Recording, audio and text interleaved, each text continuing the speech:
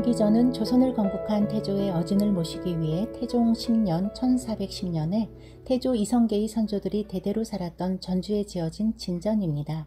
현재 남아있는 태조 진전으로는 경기전이 유일합니다. 초기에는 어용전, 태조 진전 등으로 부르다가 세종 24년 1442년에 경기전이라고 명명하는데요. 경기는 조선 왕조가 일어난 경사스러운 터라는 의미입니다. 이후 경기전은 안타깝게 정유재란 때인 선조 30년 1597년에 소실되지만 광해군 6년 1614년 11월에 다시 중건됩니다. 숙종 2년 1676년에는 유사시 태조 어진을 임시로 모시기 위해 불에 타버린 전주사고 자리에 별전을 세웁니다. 일제강점기에는 경기전의 부속 건물들과 별전이 철거되는데요. 1991년에 별전이 있던 자리에 원래 있던 전주사고를 2004년에는 철거되었던 부속 건물들을 차례로 복원합니다. 경기전 진전의 전체 구조는 중앙에 태조 어진을 모신 정전이 있고 진전 동편에 조선 왕조실록을 보관하던 전주사고가 진전 서편에는 태조 어진을 수호하고 제사를 지내기 위한 부속 건물들이 있습니다. 또한 경기전 북편으로는 조선 왕실의 시조사당인 조경묘가 있으며 그 옆으로 태조 어진의 역사를 담은 어진박물관이 위치합니다.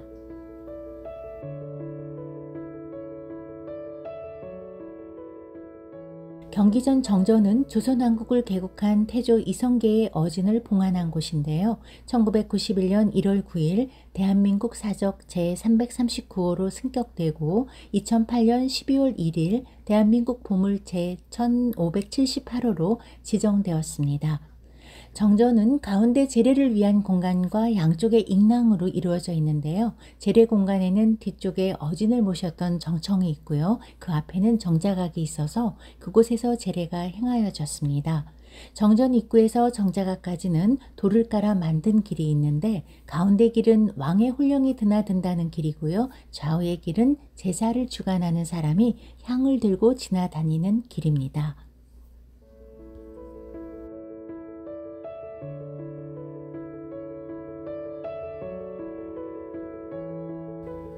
조선 태조 어진은 국보 제317호로 조선을 건국한 태조 이성계의 초상화입니다. 전주는 태조 이성계의 선조들이 살았던 조선 왕실의 본향인데요. 조선 건국 후 태종 10년 1410년에 태조의 어진이 처음으로 봉안되었습니다. 그 후 경기전에 모신 태조 어진이 낡아 고종 9년 1872년 한양에 있는 영의전에 태조 어진을 모사하여 다시 모셨습니다. 영의전은 조선시대의 태조, 세조, 원종, 숙종, 영조, 순종의 어진을 모셨던 곳인데요. 경기전에 초기 태조 어진을 그대로 옮겨 그린 어진이 있었던 곳인 만큼 조선 초기에 어진 제작 기법을 충실하게 반영하고 있었습니다.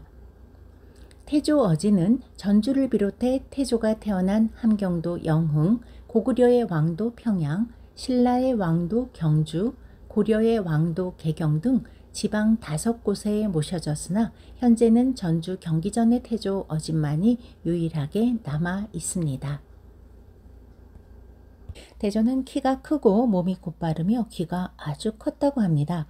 어진 속의 태조는 평상시 진무할 때 입는 청색의 골룡포에 모자인 익성관을 쓰고 검은 가죽신을 신고 정면을 바라보고 있는데요. 정면 상임에도 불구하고 음영법을 사용하여 얼굴을 그렸고 전체적으로 위엄과 권위가 크게 느껴집니다. 가슴과 어깨에는 왕을 상징하는 5발톱을 가진 용을 그려서 무게감을 주었고요. 비단의 뒷면에 색을 칠해서 색감이 앞으로 배어나오게 하는 배채법을 사용하였습니다. 그래서 색감이 은은하고도 깊은 것이 특징입니다. 의자에 새겨진 화려한 용무늬는 고려의 공민왕상에서도 볼 수 있는데요. 고려 말에서 조선 초까지 왕의 초상화에서 확인할 수 있는 그런 기법입니다.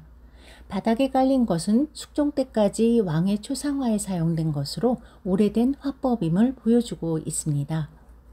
조선 태조 어진의 원본은 현재 어진박물관에 모셔져 있고요. 경기전 정전에서 보시는 것은 1999년에 원본을 그대로 옮겨 그린 복제본입니다.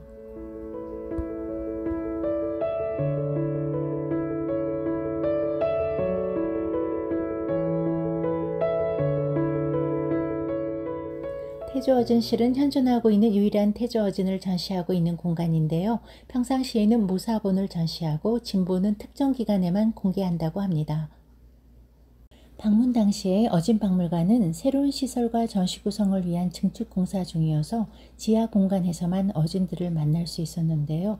지하로 내려가는 입구에서는 설치물로 만들어진 태조어진 봉안 행렬도도 볼 수 있었습니다. 이 작품은 1837년 헌종 3년에 한양에서 함경도 영흥의 준원전으로 태조 어진을 모셔가는 행렬을 그린 것인데요. 아쉽게도 1872년 전주 경기전으로 태조 어진을 봉안해 오는 행렬은 기록으로만 남아있다고 합니다. 그 당시 봉안 행렬은 300여 명으로 구성되었고 한양에서 전주까지는 7박 8일이 소요되었습니다. 어진실에는 현존하는 영조 철종의 어진, 사진을 보고 그린 고종 순종의 어진, 그리고 표준 영정으로 지정된 세종 정조의 어진이 모셔져 있습니다. 세종은 어진이 남아있지 않아 실제 용안을 알 수는 없다고 합니다. 현재의 세종 어진은 김기창 화백이 추종하여 그린 상상도인데요. 1973년 국가표준영정으로 공인되었습니다. 세종은 태종의 셋째 아들로 1418년 22세에 즉위하여 1450년 54세에 승하합니다. 보물 제932호인 영조어진은 51세 때의 반신상으로 1900년 광무 4년에 조석진, 최용신 등이 모사한 것입니다. 현 어진박물관의 어진은 반신상을 근래의 전신상으로 다시 모사한 것인데요. 영조는 1724년 31세의 왕위에 올라 51년 7개월간 재위하다가 1776년 83세에 승하하였습니다. 조선의 왕 중 최애 장수 왕이자 재위 기간이 가장 긴 왕이기도 합니다. 1863년 12세의 왕으로 즉위한 26대 고종은 1897년 대한제국을 선포하고 황제에 오릅니다. 이 어진은 고종의 사진을 보고 그린 것으로 이전의 조선 왕들과는 달리 황제복인 황색 골룡포 차림을 하고 있습니다. 고종은 해금 일사 파견 등과 관련되어 1907년 폐위되는데요. 이후 1919년 68세로 승하하면서 이때의 고종 독살설은 3.1운동의 계기가 되었습니다. 순종 어진은 순종의 사진을 보고 그렸습니다. 순종은 고종 황제와 명성 황후의 둘째 아들로 1907년 34세의 황제로 즉위하여 1926년 53세에 승하합니다. 그 장래일에 60만세 운동이 일어났습니다.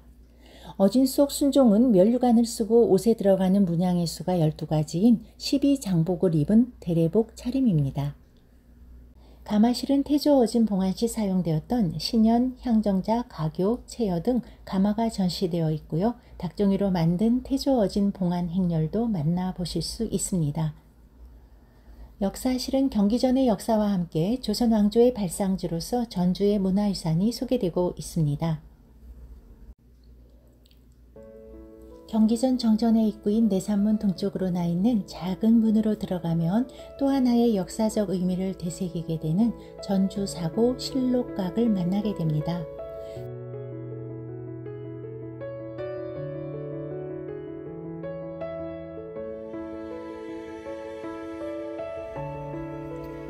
조선왕조실록은 1392년 태조부터 1863년 철종까지 472년간 일어난 크고 작은 사건들을 연호릴 순서에 따라 빠짐없이 편년체로 기술한 방대한 국가기록물입니다. 국보 제151호이며 1997년에 유네스코 세계기록유산으로 등재되었습니다. 조선시대를 대변하는 종합적인 역사서인 실록의 가장 큰 특징 중 하나는 편찬된 실록은 왕이라 할지라도 그 누구도 열람할 수 없다는 점인데요. 이것 하나만으로도 조선왕조실록이 역사의 진실성과 신빙성을 투명하게 담고 있음을 명백히 보여줍니다. 실록 편찬에 사용된 사초는 물에 씻어 그 내용을 모두 없앴으며 물에 씻은 종이는 재활용하였습니다. 전주사고는 조선왕조실록을 보관했던 조선 초기 4대 사고 가운데 하나입니다. 1439년 세종 21년 사헌부의 건의로 전주에 있던 경기전 안 정전 옆에 설치되었습니다. 국가적인 기록물인 역대의 실록을 보관하는 곳을 사고라고 하는데요.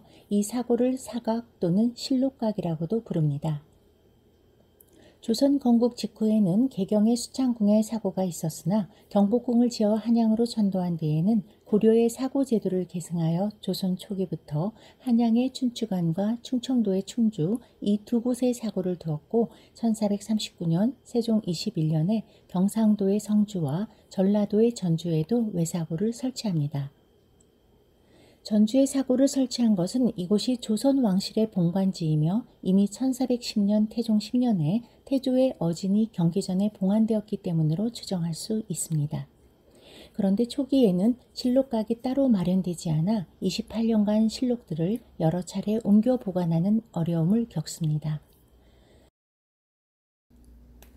처음으로 전주에 실록을 봉안한 때는 세종 27년인 1445년입니다. 이때는 성 안에 있는 승의사의 실록들을 두었다가 1464년 세조 10년 가을에 진남루로 옮깁니다. 당시 세조가 전라도의 명에 실록각을 건립하도록 하였지만 연이은 흉년으로 공사를 시작할 수 없었다고 합니다. 이후 1472년 성종 3년 봄에 세조와 예종의 실록이 편찬되면서 성종은 양성지를 봉안사로 삼아 이를 전주사고에 봉안하게 하는데요. 이때 춘추관의 구신이면서 현 관찰사였던 김지경이 양성지와 더불어 경기전의 동편에 실록각을 세우는 공사를 시작하여 1473년 5월에 마무리를 짓습니다. 마침내 그해 6월 진남루에 봉안되어 있던 조선왕조실록이 모두 이곳으로 옮겨지게 되면서 그 뒤로 120년간은 무탈하게 보관되어 내려옵니다. 그러나 1592년 임진왜란이 일어나면서 초기에 성주와 충주가 함락되어 실록이 모두 소실됩니다. 이어 선조의 뭉진 이후 춘추관마저 불에 타면서 유일하게 남게 된 전주사고 실록의 보존이 시급한 상황이었는데요.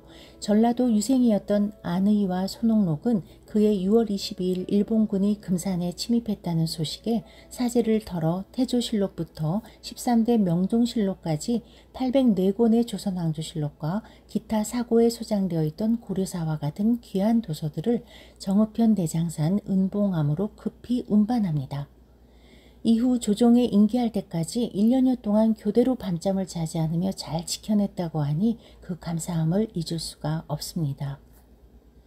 이 일이 조정에 알려지면서 1593년 7월 조선왕조실록과 어진의 이송이 시작되는데요. 7월 9일에 정읍현으로 옮겨지게 되고 이후 선조의 지시에 따라 어진은 아산현에 실록은 해로로 해주를 거쳐 영변의 묘양산 보현사 별전에 옮겨져 난을 피하게 됩니다.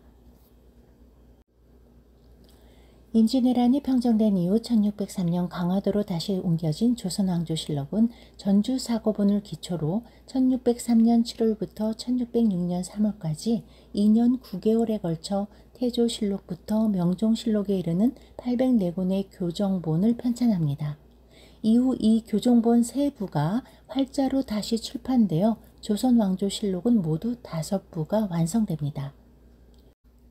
5부 중 한 부는 옛날과 같이 한양 춘추관에 두었고 나머지 4부는 강화도 만이산, 경북 봉화군 태백산, 평북 영변군 묘향산, 강원도 평창군 오대산과 같이 병화를 피할 수 있는 심산 6곳과 섬을 택하여 한 부씩 분장하였습니다. 이때 춘추관, 태백산, 묘향산에는 신인본을, 만이산에는 전주사고본, 그리고 오대산에는 교정본을 각각 봉안합니다.